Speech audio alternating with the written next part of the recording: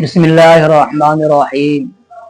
اصحاب الاخدود کا واقعہ پورے قرآن مجید میں صرف سورہ بروج میں اس واقعے کا تذکرہ ملتا ہے، جس واقعے کے سلسلے میں مفسرین کی متعدد روایتیں منقول ہیں، لیکن ان تمام روایتوں میں سے صرف دو روایتیں سب سے زیادہ قابل اعتماد اور سب سے زیادہ مشہور سمجھے گئے ہیں، جس کو امام احمد نے مسند احمد کے اندر، امام مسلم نے صحیح مسلم کے اندر، امام ترمذی نے ترمذی کے اندر، امام نسائی نے نسائی کے اندر، ہر ایک نے اپنی اپنی کتابوں میں حضرت صہیب رومی رضی اللہ عنہ سے روایت نقل کی ہے کہ نبی کریم صلی اللہ علیہ وسلم نے ارشاد فرمایا کہ گزشتہ زمانے میں ایک بادشاہ تھا، اس کے دربار میں ایک جادوگر اس کا ہمنشی تھا، اور وہ اس کی بہت ہی عزت کیا کرتا تھا۔ جب جادوگر بوڑھا ہو گیا، موت کا وقت قریب آ گیا، تو اس نے بادشاہ سے خواہش اظہار کی کہ مجھے ایک ایسا لڑکا چاہیے جو ذہین و فطین ہو اور اعلیٰ خاندان سے بھی ہو، تاکہ میں اس کو اپنا جادو سکھلا دوں۔ بادشاہ نے ایک ایسے لڑکے کا انتخاب کر کے جادوگر کے حوالے کر دیا۔ اب وہ لڑکا جادوگر کے پاس جا کر جادو کی تعلیم سیکھنا شروع کر دیا۔ راستے میں ایک راہب کا ٹھکانہ تھا، جس کو لڑکا جاتے اور آتے وقت اس کو دیکھتا تھا۔ ایک روز راہب کو یہ دیکھتا ہے کہ وہ اپنے ٹھکانے میں عبادت کر رہا ہے۔ لڑکا راہب کے ٹھکانے میں داخل ہو جاتا ہے اور راہب کے اخلاق و عادات سے بہت متاثر ہوتا ہے اور اس کے پاس بھی کچھ وقت دینے لگتا ہے۔ جب جادوگر بادشاہ نے مقررہ وقت سے جب لڑکے کی تاخیر ہونے لگی تو اس سے باز پرس کی کہ آخر اتنی لیٹ سے کیوں پہنچتے ہو؟ تو اس لڑکے نے آ کر راہب سے کہا کہ مجھ سے بادشاہ اور جادوگر پوچھ رہے ہیں کہ تاخیر سے کیوں آتے ہو۔ تو راہب نے اس سے یہ کہا کہ اس معاملے کو اور اس راز کو چھپانے کی حکمت یہ ہے کہ جب بادشاہ پوچھے کہ اتنی تاخیر کیوں ہوئی ہے تو یہ کہہ دینا کہ جادوگر نے مجھے روک لیا تھا۔ جب جادوگر پوچھے کہ اتنی تاخیر سے کیوں آئے ہو تو یہ کہہ دینا کہ بادشاہ نے مجھے روک لیا تھا۔ اس طریقے سے یہ معاملہ کئی عرصہ تک چلتا رہا۔ لڑکا جادو بھی سیکھتا رہا اور دین بھی سیکھتا رہا۔ ایک روز راستے میں ایک عظیم حادثہ پیش آتا ہے کہ ایک عظیم الجثہ ہیبت ناک درندہ لوگوں کے راستے کو روکے ہوا ہے اور کسی کے اندر اتنی ہمت نہیں ہو رہی ہے کہ وہ راستہ کو پار کر لے۔ اب اس لڑکے کے دل میں یہ بات آتی ہے کہ کیوں نہ ہم راہب کے دین کو اور جادوگر کے دین کو آزما لیں۔ وہ لڑکا ایک پتھر لیتا ہے اور یہ کہتا ہے، اے اللہ، اگر راہب کا دین سچا ہے تو اس پتھر کے ذریعے سے اس درندہ کو ہلاک کر دے۔ لڑکا جیسے ہی پتھر سے درندہ کو مارتا ہے، درندہ ہلاک ہو جاتا ہے اور اس کے بعد لوگ اپنے اپنے راستے لے لیتے ہیں۔ اس کے بعد سے لوگوں میں اس لڑکے کی کرامت بہت مشہور ہو جاتی ہے اور ان کے پاس لوگوں کا ایک جمع غفیر لگنے لگتا ہے اور لوگ پرانے امراض والے جیسے کور کا مرض ہو یا جذام کا مرض ہو، ہر ایک مرض والے ان کے پاس پہنچتے اور لڑکا اللہ تعالیٰ کے نام سے، اللہ تعالیٰ کی توفیق سے ہر ایک کو ٹھیک کر دیتا۔ اس معاملے کو لڑکا نے آ کر راہب سے کہا کہ میرے ساتھ یہ واقعہ پیش آیا ہے۔ تو راہب نے یہ کہا کہ بیٹا، تم مجھ پر سبقت لے گئے ہو، لیکن یاد رکھنا کہ مجھے اندیشہ ہے کہ تم کہیں آزمائش میں نہ ڈال دیے جاؤ۔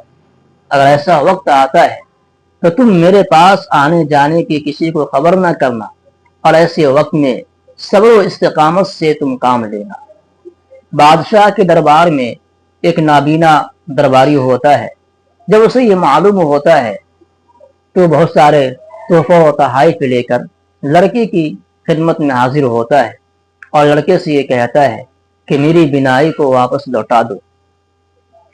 لڑکا یہ کہتا ہے کہ شفا دینے کی طاقت صرف اللہ کی ذات میں ہے۔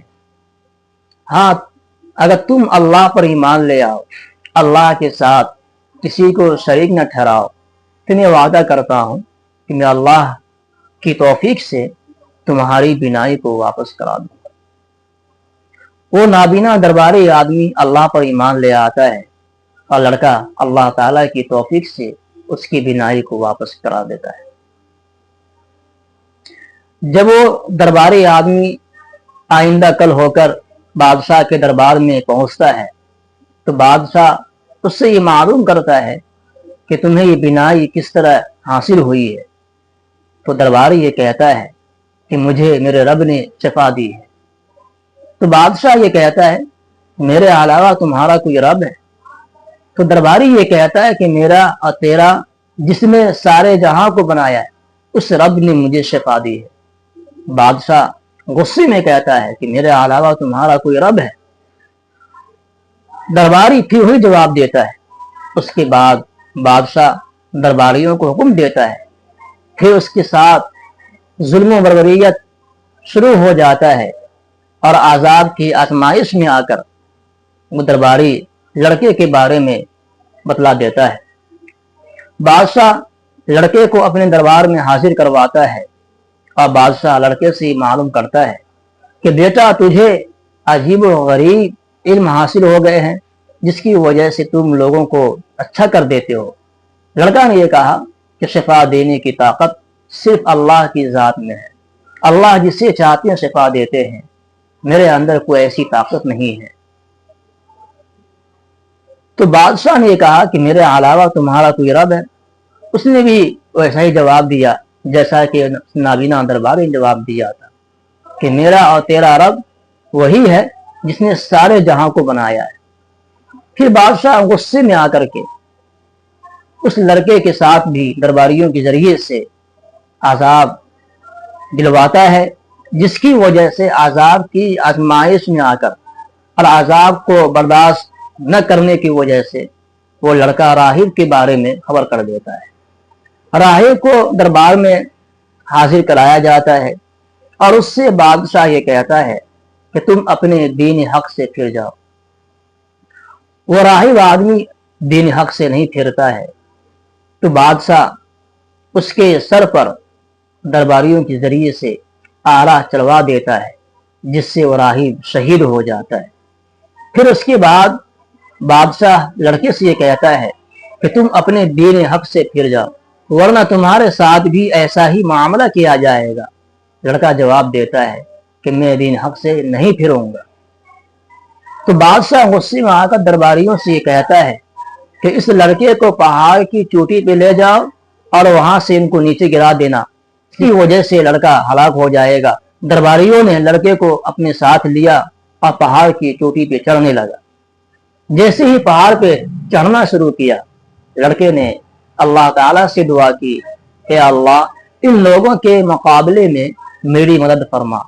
अल्लाह ताला ने पहाड़ के अंदर एक ज़लज़ला बर्पा कर दिया, जिसकी वजह से सारे दरबारी पहाड़ पर से गिर गिर कर हलाक हो गए, मर गए। लड़का सही सालिम होकर बादशाह के दरबार में हाजिर होता है। बादशाह लड़का से पूछता है कि वो सारे लोग कहाँ हैं? तो लड़का ये कहता है कि अल्लाह ने उन लोगों के मुकाबले में मेरी मदद फरमाई है, वो सारे लोग हलाक हो गए। उसके बाद दरबारियों को यह हुक्म देता है कि इस लड़के को ले जाओ और किसी गहरे समुंदर में उसको गर्क कर दो। दरबारी लोग उस लड़के को लेकर के समंदर में जैसे दाखिल होता है, फिर लड़का अल्लाह ताला से दुआ करता है कि अल्लाह इन लोगों के मुकाबले में मेरी मदद फरमा। अल्लाह ताला ने समंदर के अंदर एक तूफान बर्पा कर देता है, जिसकी वजह से सारे दरबारी गर्क हो जाते हैं। वो लड़का सही सालिम होकर बादशाह की खिदमत में हाजिर होता है।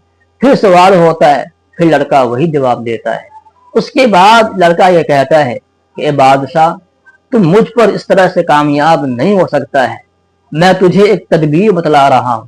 अगर तुम मुझे मारना चाहते हो तो मैं जो तदबीर तुम्हें बतला रहा हूं, अगर तुम उस पर अमल करोगे तो उससे मैं जाँ बहक हो जाऊंगा।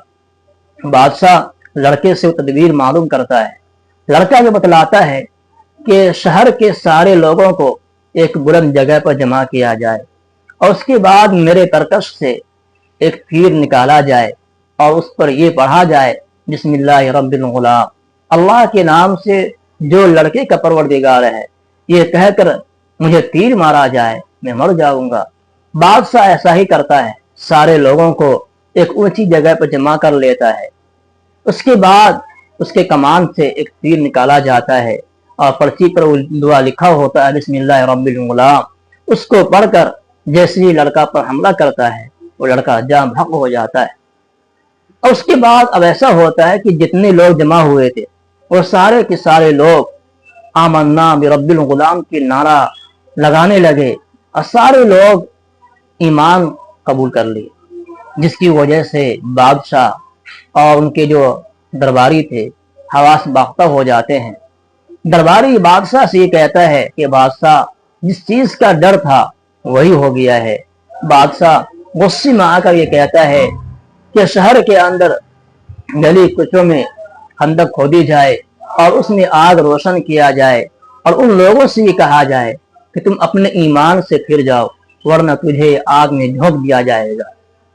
اس کے بعد شہر کے سارے گلی کوچوں میں خندقیں کھودی گئی، آگ روشن کی گئی اور ایمان والوں کو اس آگ میں ڈالا گیا۔